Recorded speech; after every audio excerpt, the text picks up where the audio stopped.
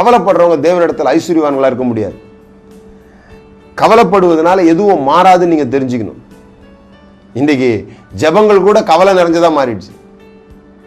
கவலைப்படும் போது தான் ஜெபம் பண்றோம், அல்லது ஜெபமே ஒரு கவலை நிறைந்த விண்ணப்பமாக தான் இருக்குது. சோர்ந்த முகம், அழுத கண்ணு, ஏங்குற குரல், இதெல்லாம் ஜெபத்தினுடைய அடையாளங்களா மாறி போச்சு. யார் இப்படி சொல்லி கொடுத்தான்னு தெரியல.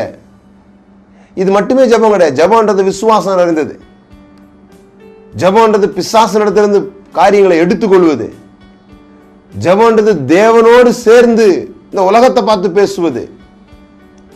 ஜெபம் என்பது தேவனோடு சேர்ந்து வேலை செய்வது. அது எவ்வளவு பெரிய விஷயம் பாருங்க. விசுவாசத்துக்கு விரோதி இந்த கவலை. இந்த கவலைப்படுறவங்க ஒன்று தெரிஞ்சுக்க மாட்டேன்றாங்க. கவலைப்படுறதுனால எதுவுமே மாறாது. Nothing will change positively through ஒரினஸ்.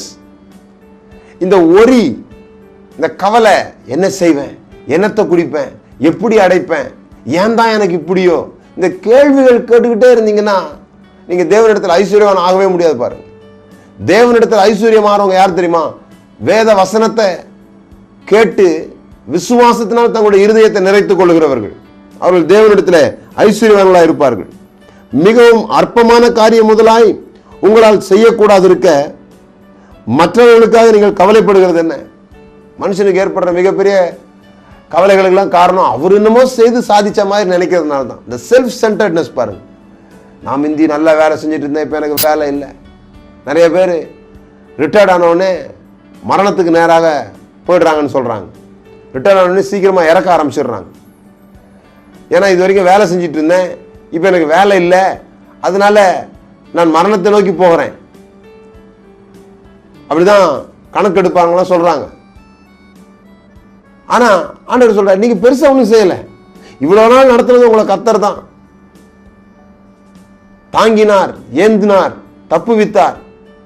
அந்நாள் வரையும் அப்படி செய்ய அவர் உண்மையுள்ளவராக இருக்கிறார். உங்கள் முதிர் வயதில் அப்படி செய்ய உண்மையுள்ளவராக இருக்கிறார். அவர் சொல்றார், காட்டு புஷ்பங்களை எப்படி வளருது என்று கவனித்து பாருங்கள். எதையாவது அதை போய் கவனிச்சு பாருங்க, அது எப்படி வளருது, அது தனக்காக என்ன செய்துக்குது. அவைகள் உழைக்கிறதும் இல்லை, நூற்கிறதும் இல்லை என்றாலும் சாலமோன் முதலாய் தன் சர்வ மகிமையிலும் அவைகள் ஒன்றை போலாயிலும் முடித்திருந்ததில்லை என்று உங்களுக்கு சொல்லுகிறேன். அவ்வளோ பெரிய ஐஸ்வர்யவானாகிய சாலமோன் கூட அப்படி ட்ரெஸ் பண்ணதில்லை, ட்ரெஸ் பண்ண முடியாது. கர்த்தர் அதை அப்படி உடுத்தி வச்சிருக்கிறார். சில மலர்களை பார்க்கும்போது, சில காட்டு புஷ்பங்களை பார்க்கும்போது ஆச்சரியமா இருக்குது. அத்தனை கலர்ஸ்ல இருக்குது, அத்தனை வடிவத்தில் இருக்குது. யோசித்து பாருங்க. தேவன் இவைகள் எல்லாவற்றையும் விசேஷத்தமா பார்க்க அவர் பிழைப்பட்டாமல் போக மாட்டார். இதை விட சிறப்பா நமக்கு செய்வார். இப்படி இருக்க அற்ப விசுவாசிகளே, இன்றைக்கு காட்டிலிருந்து நாளைக்கு அடுப்பிலே போடப்படுகிற புல்லுக்கு தேவன் விதமாய் உடுத்துவித்தால் உங்களுக்கு உடுத்துவிப்பது அதிக நிச்சயம் அல்லவா? இங்கதான் நான் சொல்ல வர்றது. நம்ம பிரசங்கம் பண்ணும் போதோ மற்றவர்கள் சொல்லிக் கொடுக்கும் போதோ உடுத்துறதை பற்றிலாம் கவலைப்படாத, உடுத்துறதுக்கு ஒன்றுமே இல்லைன்னா பிரச்சனை இல்லை அப்படி சொல்லக்கூடாது. அப்படி சொல்லலை பைபிள். உனக்கு உடுத்துறதுக்கு ஒன்றும் இல்லைன்னா பரவாயில்ல, நீ உடுத்துறதுக்கு துணி இல்லாமல் இருந்தாலும் அதை பற்றிலாம் யோசிக்காத அப்படி சொல்லலை. உடுத்துவிப்பது அதிக நிச்சயம் அல்லவா? கர்த்தரனை உடுத்துவிப்பார், கர்த்தரனை நல்லா வைப்பார், அப்படி நம்புங்க. இந்த சைடுக்கு போயிடாதீங்க, நான் கர்த்தரை நம்புறேன் அதனால எனக்கு ஒன்றுமே கிடையாது, அந்த லெவலுக்கு போகாதீங்க. கர்த்தரை நம்புறேன் அதனால நான் நல்லா உடுத்துவேன். எதை விட உடுத்துவேன்?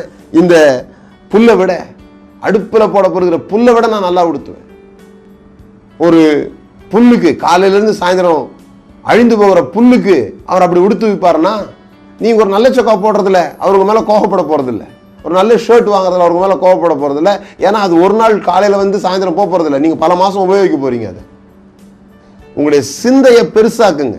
தேவன் பேரில் வைக்கிற நம்பிக்கை, உங்கள் தேவனை பெரியவராக பாருங்க, நல்லவராக பாருங்க, அவரை இரக்கம் உள்ளவராக, அன்புள்ளவராக. நீங்கள் உங்கள் குழந்தைங்க ட்ரெஸ் உடுத்தி அது நல்லா சாப்பிடும்போது எவ்வளோ சந்தோஷப்படுறீங்க. அந்த குழந்தை புது ட்ரெஸ் போட்டு போகும்போது, அவனோட பிறந்த நாளில் புது ட்ரெஸ் போட்டு சுற்றி சுற்றி விட்டு பார்ப்பாங்க, அந்த குழந்தைய நடக்க வச்சு பார்ப்பாங்க. அப்போ நம்முடைய தகப்பனும் கூட அப்படித்தான் நினைக்கிறார். நம்ம நல்லா இருக்கும்போது இந்த சுகத்தை விரும்புகிற கர்த்தருக்கு மகிமை உண்டாவதாக என்று எப்பொழுதும் சொல்ல கடவுள்னு சொல்லி